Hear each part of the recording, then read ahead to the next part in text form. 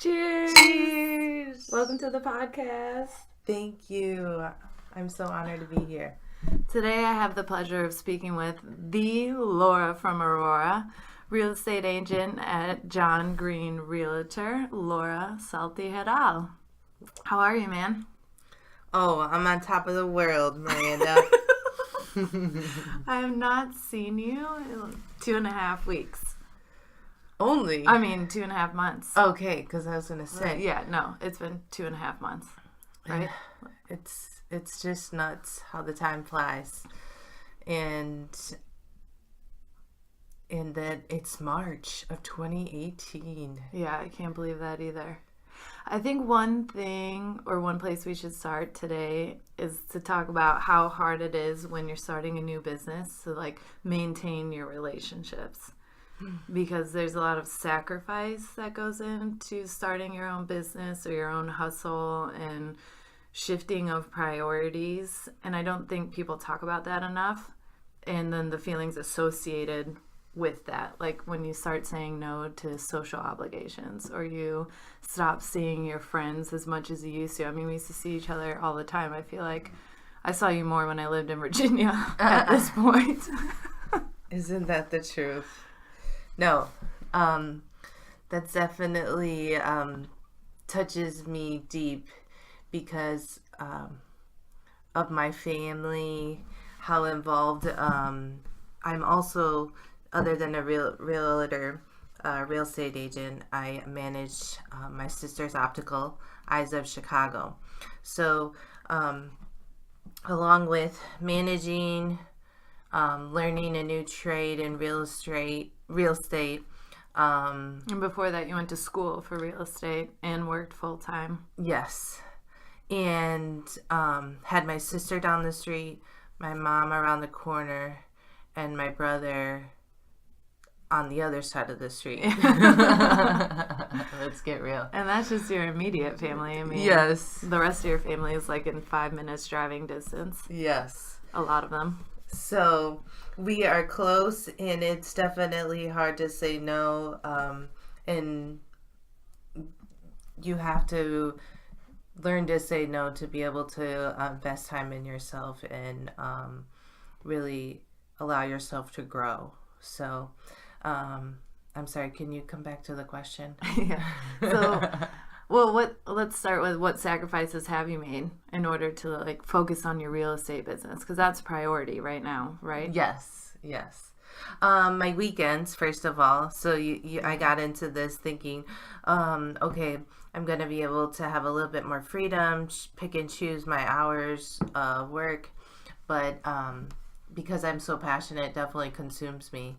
So not only do I have to say no to working 24/7, I also have to say no to, some family activities when we have mom cooking dinner and you just want to get together, but you need to get home and spend time with maybe your loved one, or in my case Gabe, or just go work out for yourself, right? Because all day you're doing things for other people, so you're just trying to balance everything, and so sacrifice happens every day, and it's just a matter of picking and choosing what needs to get done.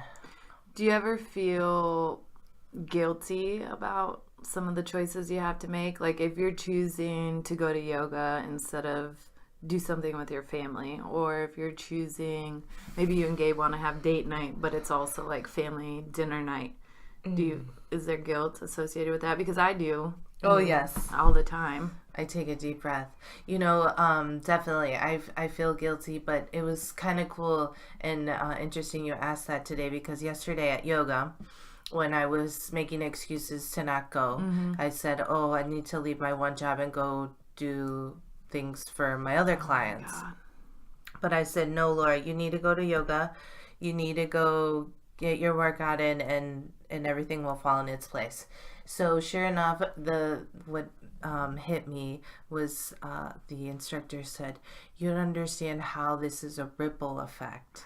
And once you take care of yourself, you're really investing in everything else in the world, because it's a ripple effect, and that's how you have to think about your business, and that's what keeps me coming back. So it's yoga. So that's Laura time, right? Yes. I'm telling her I get so sidetracked. Why? What are you thinking about? No, I'm just I get on my stories and then I'm like, wait, what was the question again? Yeah, but that was the question. So Okay. what sacrifices do you make? And then prioritizing yourself, I think, is a big deal. And I think there maybe more so now, even like with talking with my mom, that we're in an age now where people are understanding that like you also have to take care of yourself. You can't just not to say like, yeah, you have to work hard too. You have to put in the extra work, the extra time. Like you're working 2 jobs right now. Mm-hmm. What are you essentially working 2 full-time jobs? Or would you say? Yeah, I guess Because really. you're working a lot at the shop. I mean, 26 hours is pretty close. I guess it's more than half part-time. And then I probably put in about 30 hours minimum in real estate per week. Wow. So you're working, I mean, are you working 7 days a week, or is there ever a day off, like one full day off? No, they're just an afternoon or a morning or an evening off. Oh my Never a full day. gosh, Laura. But I try. It all adds up. That's why if you make a little time each day, I found, because I'm not that type of person that can, like, even if I try to really say, okay, I'm taking Sunday off, then that guilt hits me. The guilt of not working. Not working. Yeah. And that I could be maximizing my time in a different way. So I come back and I'm like, okay, Laura, if you just do a little bit here, then you can have a little bit more ease of mind and then go, handle the next step tomorrow. Oh my gosh. See, I like having one full uninterrupted day off. Yeah. But even though, so like Sundays are my full days off, because when I have one main client, so I'm there 2 full days a week, and then I also am picking up some like side jobs on the nights and weekends, depending on the night and weekend. So Sundays are the only day that is like no. I say no to everything and everyone on Sundays, but even still, like having a full day to myself feels crazy. And I sit there and it's so easy to like just check this email or just reply to this or just like post this on social media.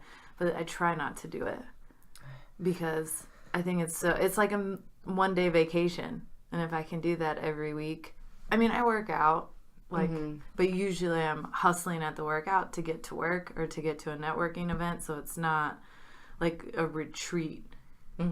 So that's where I'm like, okay, Sunday's my day. Yes. No, I get it. I'm not at that point right now. And that, I think this is what helps me manage my anxiety. Because I've tried the other way. Like, okay, I'm going to have 1 day. And then it never works for me. Yeah. So I'm just like, okay, if I can go home and after 8 o'clock I stop working, then that's okay with me. So do you set those boundaries for yourself? Like, yes. Okay. I So have after recently. 8 o'clock. Mm-hmm. Yeah, I think it's important. Otherwise, you never shut it off. Absolutely. Yes. And Bobby's great about that. Yeah. I tell her, it's Sunday afternoon. I just want to sit down and watch this movie, but I know I have this that I could do. It's a great opportunity to do it. And she'll just say, take a breather. And you have to remember. And it feels so good to do it, especially because Mondays are really long for me. Mm-hmm. But I feel that the weekends I have to take advantage of so much, like people not working and being in real estate. And, Right, because that's when they're available. So I have to make the sacrifices too. Yeah, I think sacrifice is a word that we just don't, like, people don't say it. Like, they say, okay, yeah, work hard, but what does that mean? What that really means, especially in the beginning of a new business, is sacrificing things. a lot of times I think it comes down to sacrificing to social life, especially at our age. Like, we were going out and trying to do things. Like, I'm single, so I'm never going to meet anyone now. Like, I'm always working, and if I'm not working, then I'm networking. So sometimes I try to overlap it, but then it gets creepy. Yeah.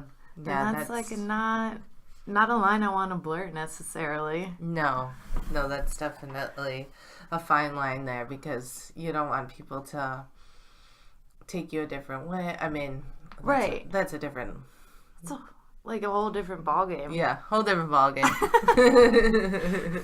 So, have you been networking a lot with John Green? Or like doing any networking outside of that, like any of these networking groups? I did more when the weather was nice, to be honest. Right now, I've been very fortunate. We have a lead generation, Op City. If you guys haven't heard of it, there's lots of opportunities through it. So Op City, he started PayPal. Brilliant. Brilliant man. I'm sorry, I'm drawing a blank on his name. But anyways, so we get lead generations, and I've been very busy with them because usually it's more competitive, where you have to claim these leads within like 5 seconds, let's say. Oh. And that's how... Like, they email them to you? They actually send you notification via an app. Oh. And then you have to, they'll say what area they're looking for and what price range, and you can claim it, or you can say no. Like skip. So you can still push claim, and they'll say this client has already been assigned an agent. It's that fast? It's that fast. Like 5 seconds. And where are these people signing up so that it's getting pushed out to you? They're going on like Zillow, realtor.com, and they're inquiring about a specific property or listing or home. And then they're asking for more, more support, and they're looking for an agent.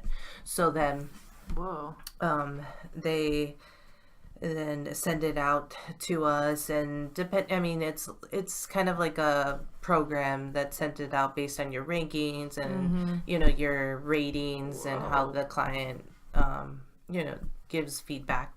So it's pretty cool that recently I've been getting phone calls rather than actually having to claim leads because of me speaking Spanish. So I've had them calling me and have been having to say no to some people too, because it's just not in my my area of my expertise, so I have to refer them out. But it's pretty cool that I've had them calling me, and I can have that source. How is it so you speak Spanish at Eyes of Chicago, right? Yes. So like, you've been doing optical Spanish. Yes. Let's call it. So now how is the switch to real estate Spanish? Oh, a whole different world. Definitely been a learning curve, and I'm learning so much. My confidence needs to get up to where I can actually communicate better, because I know the words, but my confidence is not there yet. So are you just afraid of making a mistake? Yes. But they know, right? Like, are you bilingual? Would you say you're bilingual? I would say that. Yes. I think. Yeah, for sure. But then, so when you make mistakes in Spanish, I make a lot more than you do. Like, I can't even put a sentence together, but I can say some key words. Usually I can get what I need, but no one ever, usually they correct you, or they might tease you a little bit, but usually everyone's pretty nice about it. Like, if you're making an attempt. No, this is true. This is so true, especially because they know English about as much as you know Spanish. So. Exactly. But at the same time, it's just so different. Especially, I'm having to kind of win them over on the phone with how I convey myself with my language and my personality. So when I'm not confident in the language to where I want to be, then I can't really portray that. Oh, yeah, that's hard. So then do you have people that are like, okay, bye. Like, this is not. Fortunately, I haven't, and that's why I have to be so, less Dang. intimidated because they're excited that I'm, ready to jump on board with them. But it's kind of like a quick interview, so it's like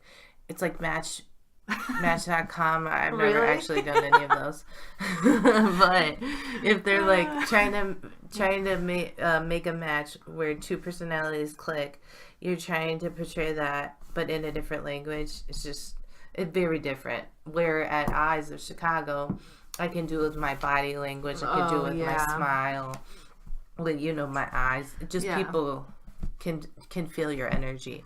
Where on the phone, it's a little different. I can't express my energy. So do they ever see what you look like before they call you, or they just call you? They see your name, they see your last name, and they're like, oh yeah, she must speak Spanish. Or they see like Spanish speaking. No, so they reach out to the company and the company reaches out to me. So they have no idea. They have no idea. Oh my gosh, that's crazy. So, and then that's why in my email, which is kind of weird if you put your picture or not. Yeah. But I like to put my picture because I want to show that like I'm friendly and just people can tell by your persona, I guess. That's the right word.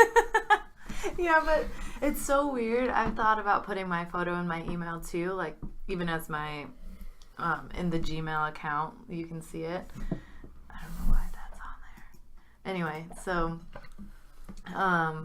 but I don't know if I want to do that yet because I don't know. It's so hard because networking, I have found, and you probably have the same exact problem, that people don't take you seriously sometimes because they think you're younger than you are. They think like, or maybe not younger than you are, but just young and maybe naive. And I'm like, okay, that's fine if you want to go that route, but I don't know what to do about that. So then I don't know if having my photo on my email would help me or hurt me.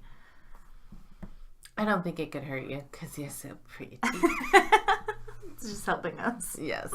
But thanks, Laura. I think it opens yourself up for vulnerability, maybe. So it builds trust. You think it builds trust? Mm-hmm. Because they can see your face? Mm-hmm. I think so. And you're not a troll.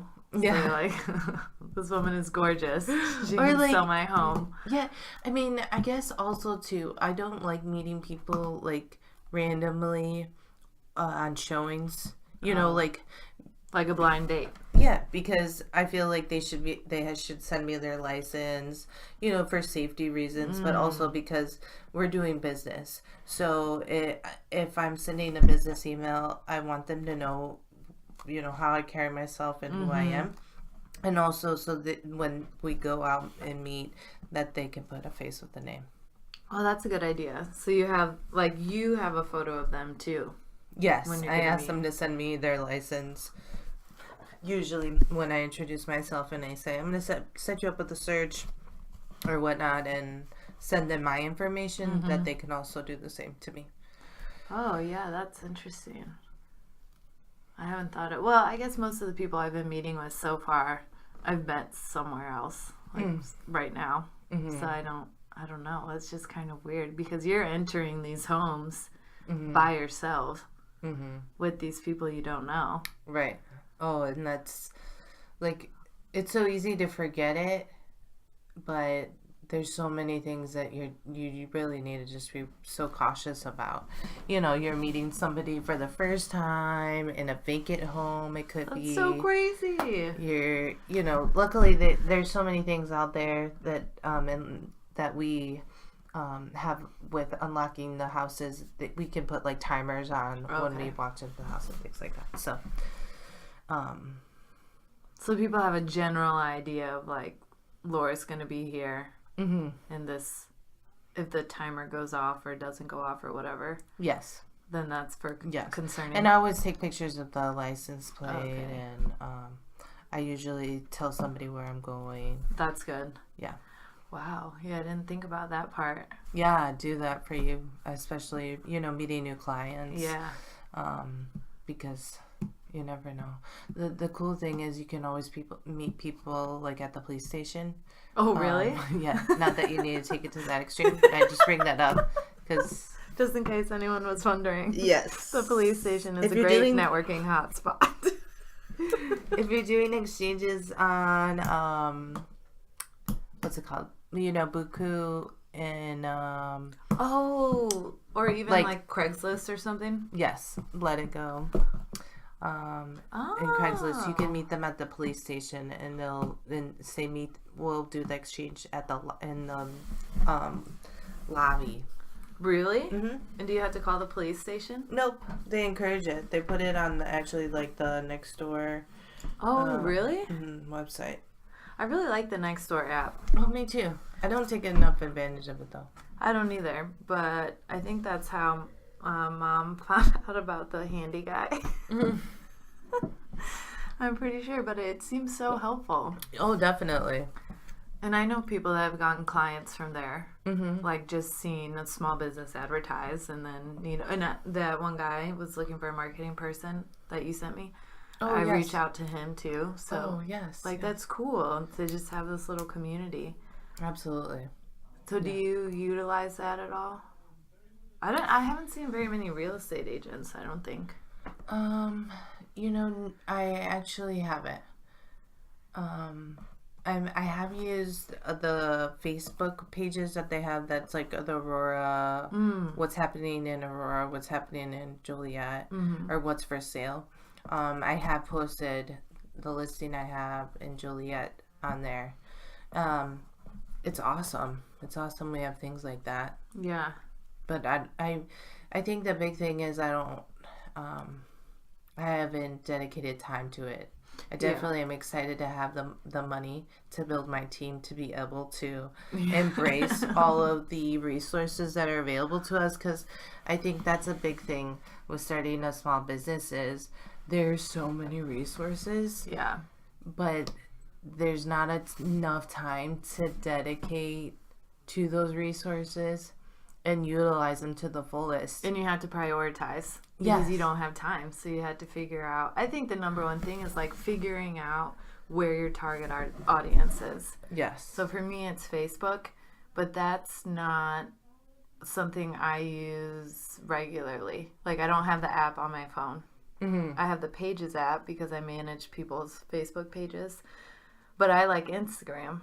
Mm-hmm. And so, but my target audience is not on Instagram. Mm-hmm. So like it's like a weird dynamic I'm having to figure out right now. Yeah. And I think people get really overwhelmed by that. They're like, oh my God, where should I be? What should I be doing? But really, you just had to figure out where your target audience is. Mm-hmm. And then wherever they are living in whatever app they're using, like that's what you should be pushing. Yes, absolutely.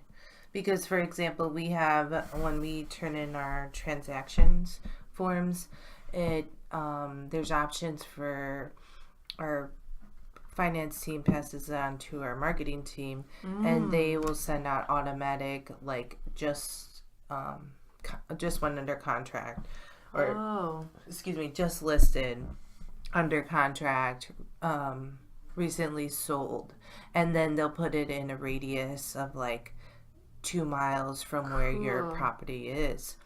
But at the same time, that costs, let's say, like $115 to send one email. No, 200 postcards. They're actual like postcards. So John Green, that's the John Green Realtor marketing team that's doing that, and then you as an agent have to pay the team to send that out. I believe our money just goes towards the postage and the actual materials, not towards like just being part of John Green. They already design it for us. Yeah.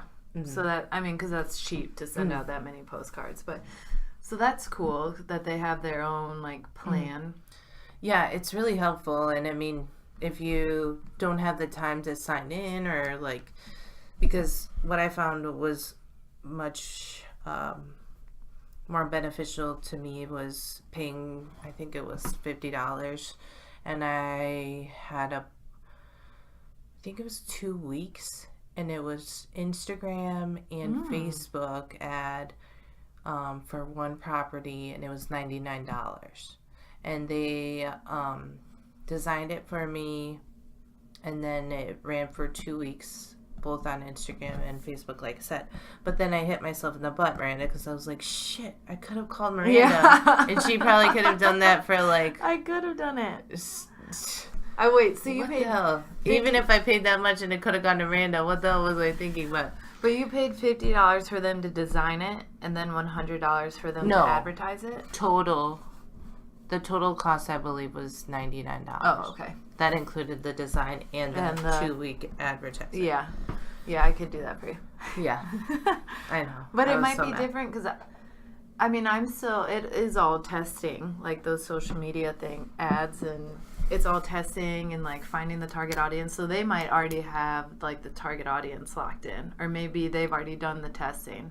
And so they know like what images respond best or what copy responds best. I hope they've done that. Yes. You should ask I them. believe they have, because it's called Home Snap. Mm-hmm. And it's through MRED, which is who we pay for like our licensing number, our access to the MLS and things like that. Oh, yeah. So I believe that's why I did pay for the investment, because I thought it was targeted specifically to the MLS and that area. So did they give you the results of your ad? Yes. Okay. But of course I didn't take the time to analyze them, which I'm going to hire you for to We've been analyze talking them. about this for so long. I know. Now we can actually talk about it in real time. And do it. Oh my gosh. Cheers to that. Cheers. Cheers, love. Laura brought me champagne today and a bunch of balloons. You can't see it, obviously. Oh, you should open up your other gift. On the podcast? You want me to? Well, just take that one out so it gets some. So in this beautiful room right here, we have some green plants. I didn't realize there was a plant in there. Yes, that's why I don't want it to suffocate. Oh my goodness. It's so cute. Oh, Laura. Okay, let's see what kind of flower it is. I don't know what it is. Do you know? I don't, actually. It says flowering upgrade, but it's this beautiful white flower with all these really pretty green leaves, and then Laura put some sparkles in it, like a little, what's this called? Tinsel? Yes. Tinsel. And this cool sparkly thing. Oh my god, that's so pretty. And I have a confession, because you bought me that really cool bamboo plant when I started my business. Yes. Like on the day, I had to throw it away. I'm sorry. I killed it. No worries. I killed it. Like, I'm probably killing those. You win some, you lose some. Yeah, that's what I said it's all when about. I threw it away. I was like, no. Oh my god, so pretty. Okay, let's put it. So what about when starting a business is too? Yeah, you win some, you lose some. You can't please everyone. Yeah, that's the thing. Okay. You can't please anyone, but figuring out... everyone. Everyone. Oh, yeah. Not anyone, because or else I wouldn't have a job. Because hopefully I make some people happy. Hopefully you're making some people happy. Yes. And then they want to give you money. Yes. But how do you decide... Not just like, okay, so you have clients. Yes. You find your clients. I find my clients. Mm-hmm. And we do that, and you get reviews, and hopefully word of mouth spreads. Like, I think that's the best form of marketing is word of mouth, especially in real estate. Oh, absolutely. So then there's always going to be naysayers on the side, or like people that have zero impact on your actual business but have feelings about it. Mm-hmm. Have you encountered that? Yes. And what do you do? Your skin just grows a little thicker. You don't do anything about it. Yeah. You turn the other way. That's you turn the other cheek. You turn the other cheek, and you get ready for the next one to throw the punch. That's true. I think, yeah, you're absolutely right. It just makes you stronger. Mm-hmm. Because that's all you can do about it, really. But the thing is, is that you're able to sleep at night. Because then you know that you can't let them get to you, first of all. Right. Because you can't please everyone. But you know that I take every day as what would I want if I was in their position as a consumer or a client or a patient.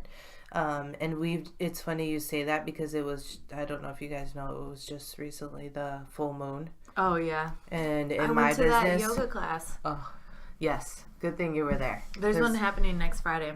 Oh, we gotta go. Because the best place to be is in yoga because it's the safest place to be. People get crazy. Let me tell you with the full moon, and you just don't know what happens. I know. We were talking about that at work. People are off the rocker. I just can't. Sometimes I can't wrap my brain around it. But what happened to us, to sum it up, it was we just had somebody that. At the shop? Yeah, at the shop that just. She wanted to do everything she could to tear us apart for no reason. She just was sad overall. Was she in person? Yeah, in person. She came in yelling, but nothing she said made sense. And so it brings you back to you can't rationalize these people. And you just say, I'm sorry. I've done everything that I could for you. I can't do anything else. And do you just keep saying I'm sorry, or at a certain, because when you work in the restaurant industry, right, you have to deal with crazies all the time.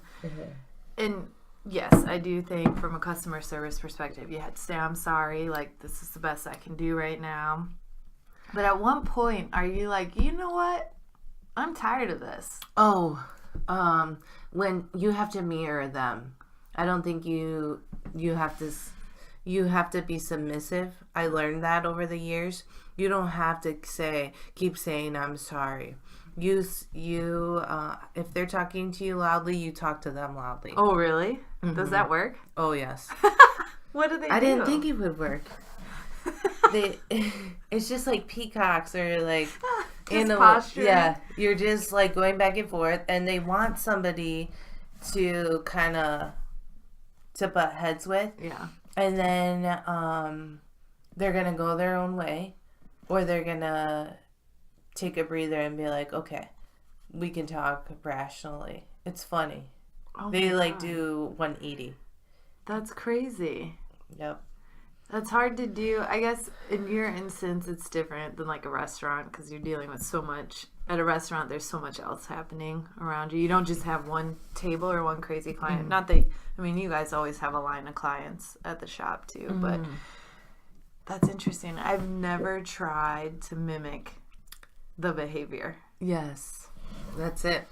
I learned that recently, probably about a year ago, and I tried it. And I was like, dang, this really does work. I'm going to try it. Yeah, it was funny because I don't want to say this. The girls were like, dang, you were a badass. What did you do? And I was like, all I did was get on his level. That's it. But everyone always tells you to like rise above, take the higher road, like try. And sometimes that really doesn't work. No, it doesn't. It doesn't. Because that's how their mentality is. But you can't take the next step though. You can't be like, if they're not raising a hand, you can't raise a hand. But of course, if somebody's hit you, you're gonna hit them back. That's how it works. So, kind of comes back to that.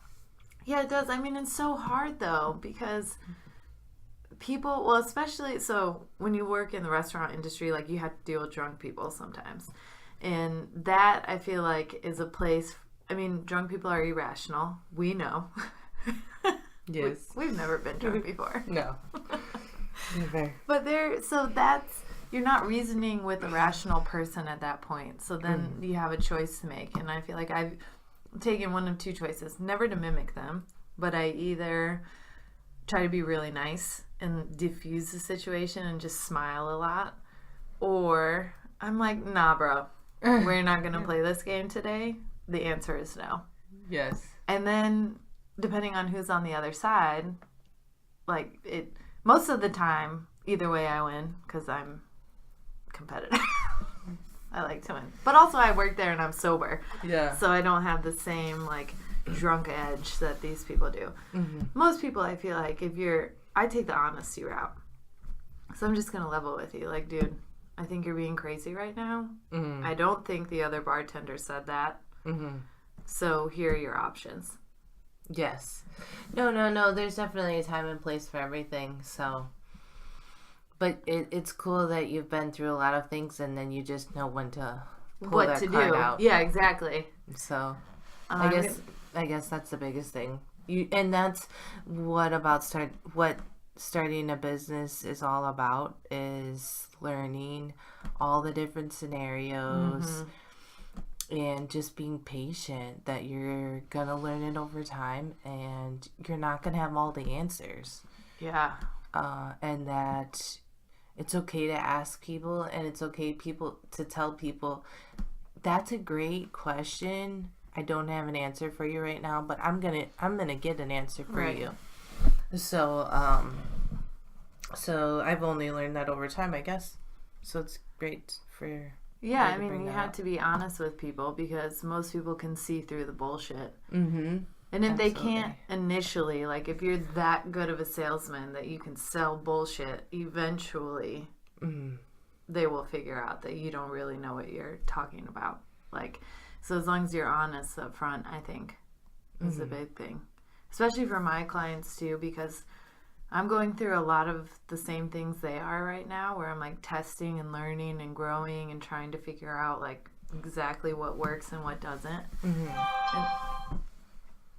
I think that was my phone. Damn it. You're fired.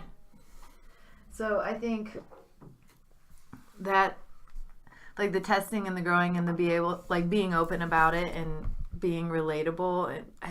At first I thought it wouldn't help my clients. Like, I should be the expert, the position of authority on the subject. But then sometimes they're just so relieved to know that you're all like, oh, you're the marketing person and you're struggling with this. Like, okay, so it's okay. Because it's going to happen. Mm-hmm. Like, marketing is not black and white. Yes. There's no one solution that's going to fix it for everyone. And if you listen to marketing people like Gary Vee or Seth Godin or any of these people, they're all telling you different things. So you're like, okay. But at the end of the day, it's just, I think word of mouth is the biggest marketing piece ever. Like, if your product is good or your service is good, people are going to talk about it. Absolutely. That's what it's all about. It's about the product, it's about the service, and it's about the details. And sometimes you can only address the details when you have a big enough team. Mm-hmm. So I think that's the biggest struggle starting. Being one of one. One of one. Yes. Yeah, that's hard. And building your team. Yeah. Because we all need a portfolio. Mm-hmm. I mean, for me being in real estate, I have to figure out which lenders I can trust, which attorneys are good with commercial residential, which attorneys are good with short sales, which attorney is my go-to for questions about people that don't have socials and have tax IDs, and focusing on solutions. So details, focusing on solutions, and having the time to be able to dedicate to your clients. All of those things. Yeah, that's really hard. It's just different people, but the same thing. Like, I had to find graphic designers I trust and online marketers that I trust, and like establishing a team without having the funds to do it myself. Yes. Under my own roof, I guess you would say. Yes. Yeah, that's hard. Building trust is hard. And you're giving up that control, you know? Yes. That's a big thing. It's a big thing. It's a big thing. And that's hard to do when it's like the business you've created and the baby or the client that you have built this relationship with, because but it's not your fault. It's not your personally. Like, if you refer someone to a lawyer or I refer someone to a graphic designer and then that doesn't work out, like, what, I mean, we referred them, but it's not our actual fault. Yeah. I know, but we would feel at fault. Yeah, we would. And that's what makes us different, because we pay attention to the details. Yeah. And who we're referring out to, and if we would use them, that's what makes us different. So being able to have enough time to fine tune all those things. Yeah. So so I've been networking a lot in trying to like establish relationships and kind of really feel out who I trust. And I trust my gut a lot. I'm pretty good about that now that I'm 30. It took a while. But I have pretty good intuition when it comes to people, and I trust that, because when I don't, then it burns me. But how do you, like, in the business world, it's so different, because I feel like there are always people like, yeah, call me, I can do this, I can give you a deal, and you're like, I don't know. It's like a weird thing to navigate, because if you say no to them, then you know you're going to see them at the networking event next month. Yes. Oh, gosh. I mean, there's no easy way around it. I was thinking that the other day because, we were talking about what our anxieties were. And my anxiety is having to call people back. Because you want to... Like clients or... Clients and lenders mostly. Okay.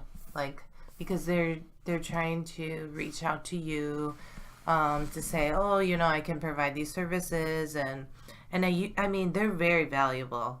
Gosh, I wish I could be a lender and a realtor at the same time and encompass their knowledge and what we're taught, because you're king of the world then. But coming back to what I was saying is, we were talking about the client lender, like networking, and how calling people back gives you anxiety. Okay, so calling them back, like they're calling me, Laura, let's meet, I'm checking in, how's your business going? And I want to call them back, and I want to check in because we have met and had a great conversation, but there's not enough time in the day. And then I still haven't called them back, and I still haven't called them back, and I'm like, shit, that might have been a good resource that I just lost just because I haven't called them back. But I came to terms to say, you know what, just tell them you've been going through a shift. They understand, they've been through it. Just be honest. And that's what it's all about. So do you communicate mostly with these people via like actual phone call? Or email. Yeah. But I'm all about the phone. I make a connection with people when I talk to them versus just email. Yeah. And I'm kind of OCD. I check email and phone. Yeah. I do both too. But I think when you are starting your own business, or maybe at any point, like if you're busy, then you get to this point where you realize like every second counts. Like if you're driving and for 10 minutes, you can make a phone call in 10 minutes. You're like, okay, I got to get in the car and make this call. And then after that, I'm going to listen to this podcast for 5 minutes. And then I'm going to do, and it's like every second counts. And I started realizing how much bullshit time I spend on other things like social media, or sometimes just being overwhelmed by all the things I have to do in a day. And it's hard. Because, like, sometimes I just want to get in the car and just listen to some music and not have to think about anything. But when you've got phone calls to make, or usually I have, like, a podcast or two I want to listen to, and there's no other time. I think that's where I come back to saying I don't just have one day. Mm-hmm. I have a part of each day where I say it's okay to not talk on the phone, not call somebody back, just be present and be okay with dealing with it tomorrow. Because I am totally somebody that's like, why wait for tomorrow when you can have it done today?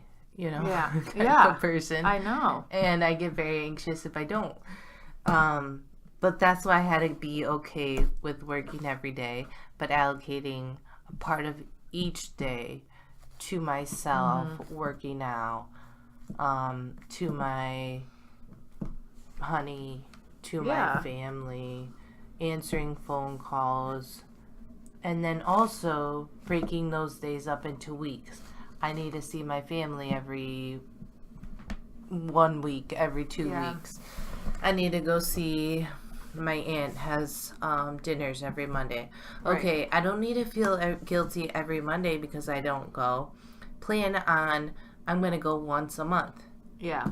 And then I won't feel so guilty every month. But damn it. It's hard. It's hard.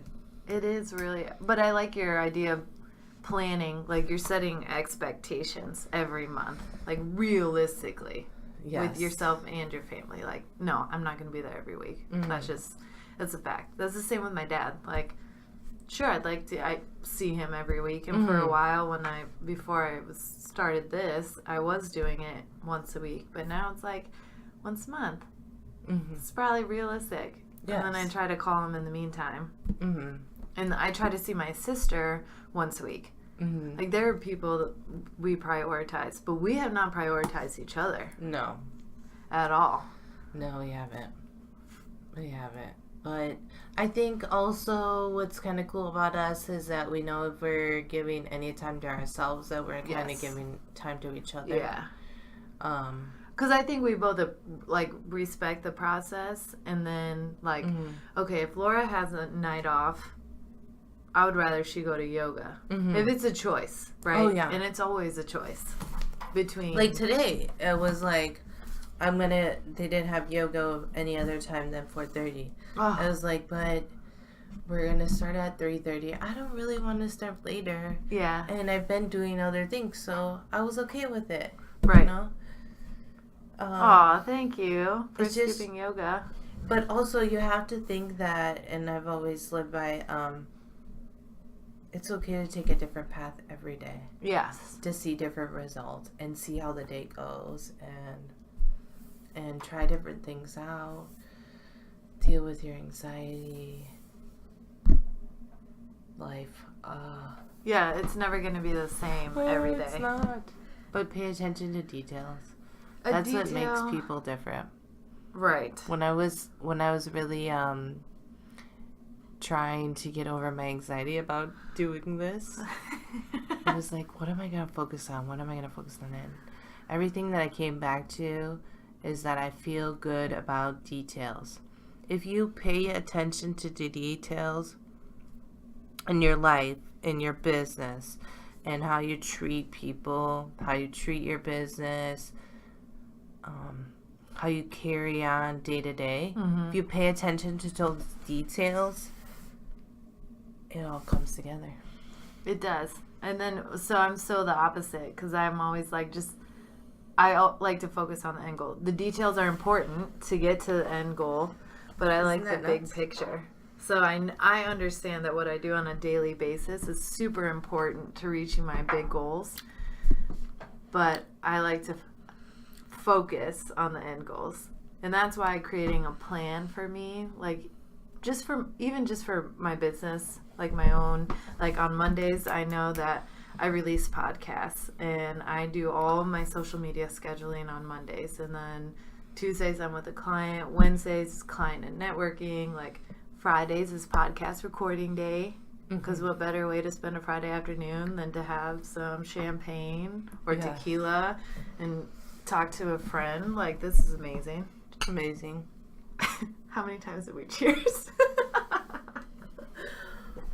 I think that's why I focus on the details, on the contrary, and why we're yin and yang. Yes. We've always been a good fit. Yes. We always compliment each other.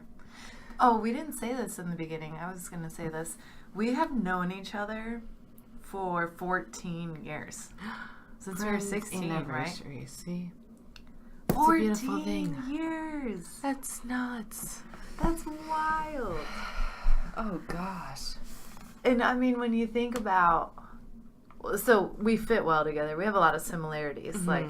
My dad is Mexican, your dad is Mexican. My mom is white, your mom is white.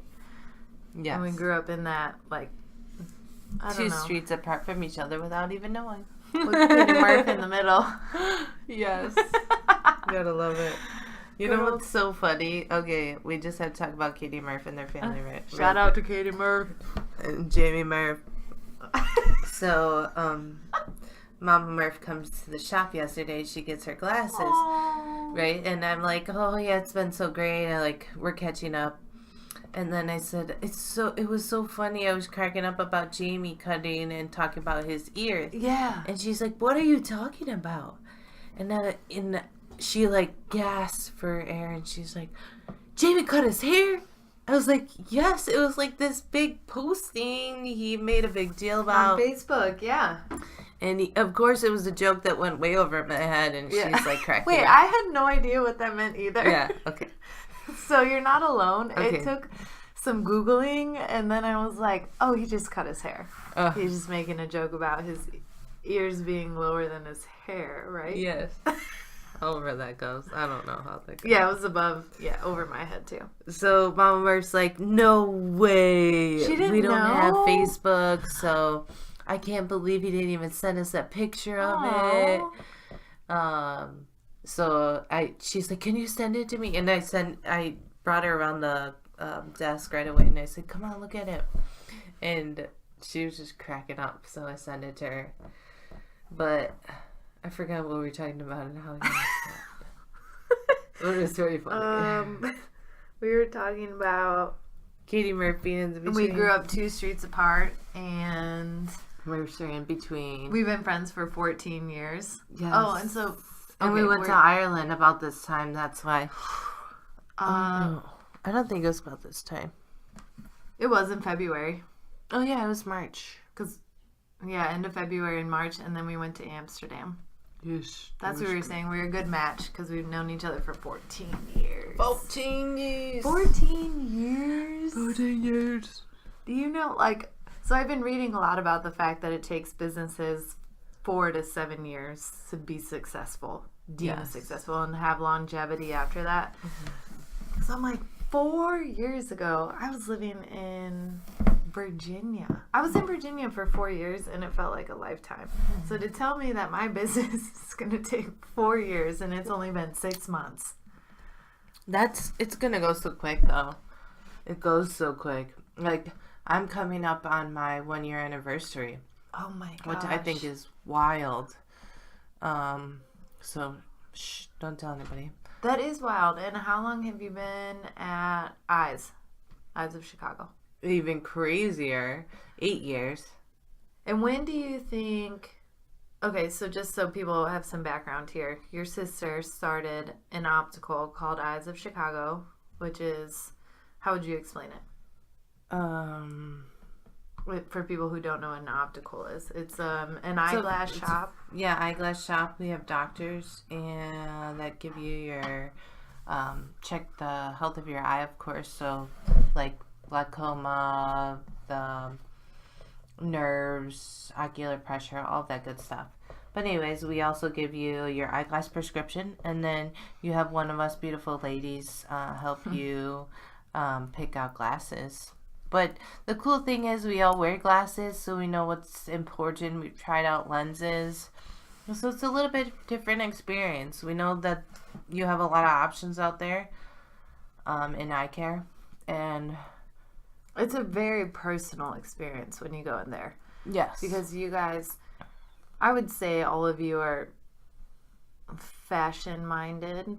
So when you pick... glasses, when I'm in there trying on glasses, you guys are looking at my face and then understanding my round cheeks don't work with big frames because they get squishy, and it's just it's such a personal experience. And I think that's why you guys have done so well there, because your customer service is so above and beyond. It's so personal and so tailored to each person. Yeah, definitely. I think that's why we've been around for now, 07, so 11 years. And you've worked there for 8? 8. And when do you think they hit their stride? I mean, they were pretty successful, from the jump. I'd say probably year 5. So 5 years. People told me that in the beginning. Mm-hmm. Everyone was like, I hope you're prepared. It'll be 4 to 5 years before you're making before this is a career for you, I guess. But I'm like, now the reality of that is setting in, that I've been doing it for 6 months and I know it's a baby business. And you've been doing it for a year, your real estate. But it's like, isn't that what's so exciting about it all, though? It's you have so much to grow. You've learned so much already. yeah. And that you only have to make it till 5 years. That's so short. Like, think about, because I don't know if a lot of people know, I was going to school first to be an eye doctor, so an optometrist. Oh, right. Oh, man. Yeah. So I was doing business school and biology at the same time. You were double majoring, right? Yes. But then I was thinking, okay, I'm going to invest all this money into one career. So if you don't know, if you go to medical school, you're pretty much coming out with $300,000 debt. Yeah, a lot. Which is about a house. So think about it as another mortgage payment. So while you're trying to build a family, you have a mortgage payment to pay for your schooling, and then you have a mortgage payment to pay for your house and how you want to live. I mean, obviously a lot of people get through it and they love it, but also that's how you have to think about your business. If you're investing money into your business, you're gonna come into some debt. You're gonna fall into some things that you just had to learn from. Yeah. And you didn't make money on. Because you're gonna make mistakes. You're gonna make mistakes. But it's okay sorry, excuse me. You can say that. But if the president can go into bankruptcy, more than 5 times. I don't know how many times, but I know it was more than 5 times. I cannot. I don't know. Okay. So I can't confirm or deny that. I don't want to get political, but if Right, he can do it, and then be president, then anybody can do it. that's for sure.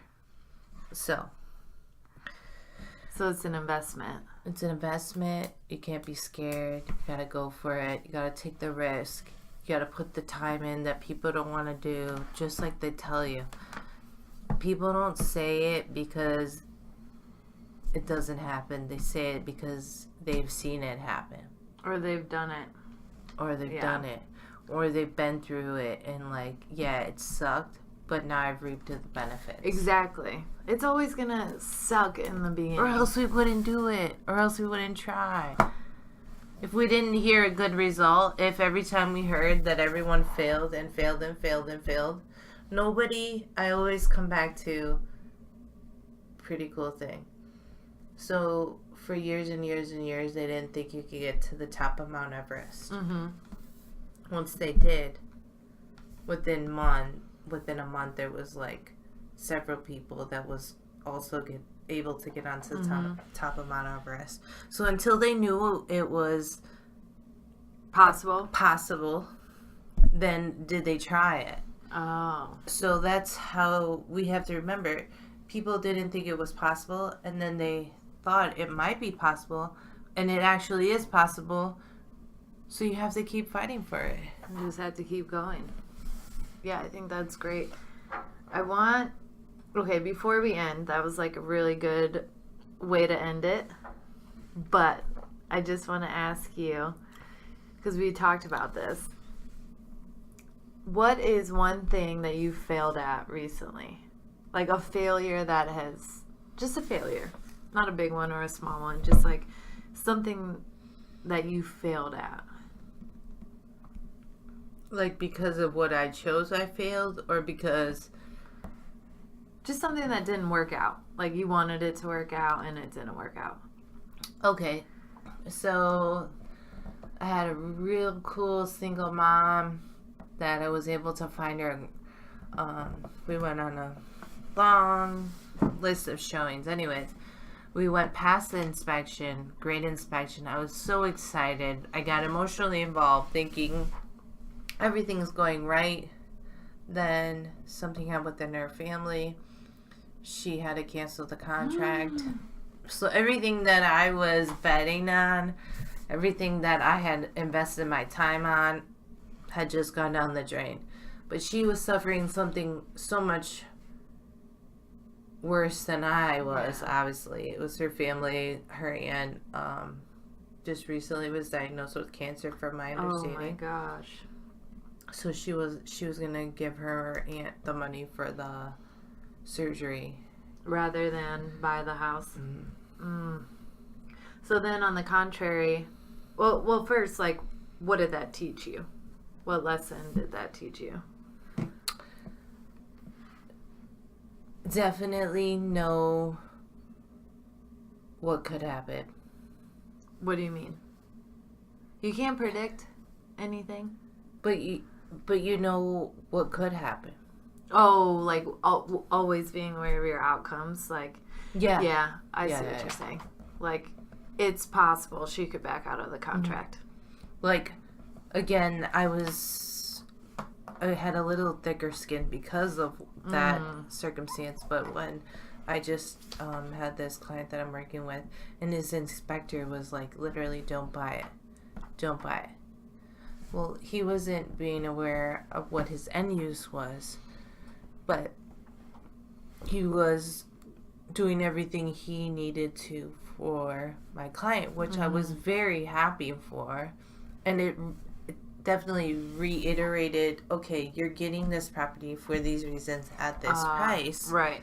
So that it wouldn't reflect me badly, because I did tell him, okay, I don't think you should invest into this if you're going to try to go this way or that way.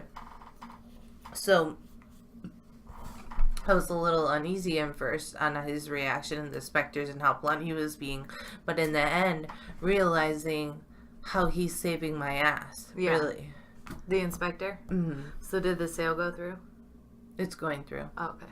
But at we were able to negotiate oh, really? like $20,000 less. So. Because of the inspector. Mm-hmm. So is this a guy now that you built up a rapport with? Mm-hmm. So you will use him maybe in the future? The inspector? Yeah. Or the yes, I hope to. Mm-hmm. So then what's one success you've had this week? So we talked about the failure.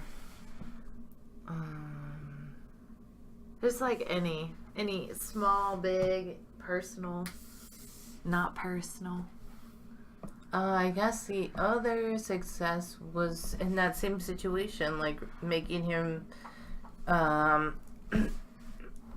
focus on what he was going to use it for and if he really wanted it. Yeah. It wasn't my decision. It wasn't his decision. It wasn't the inspector's decision. It was what he wanted out of it. Right. And knowing he was knowledgeable about all. Yeah. And he was in control. Like, it was his, he had the power. Mm-hmm.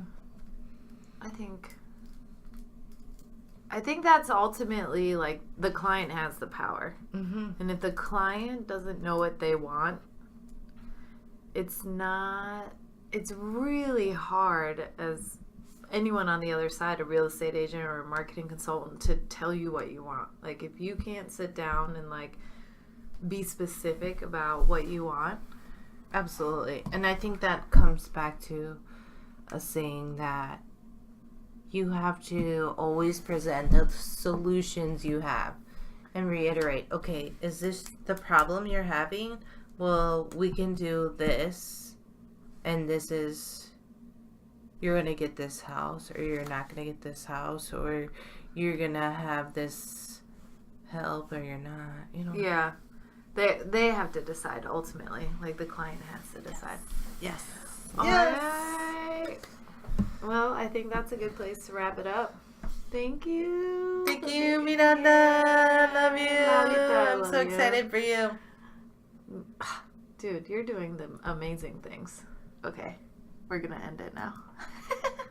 Love you.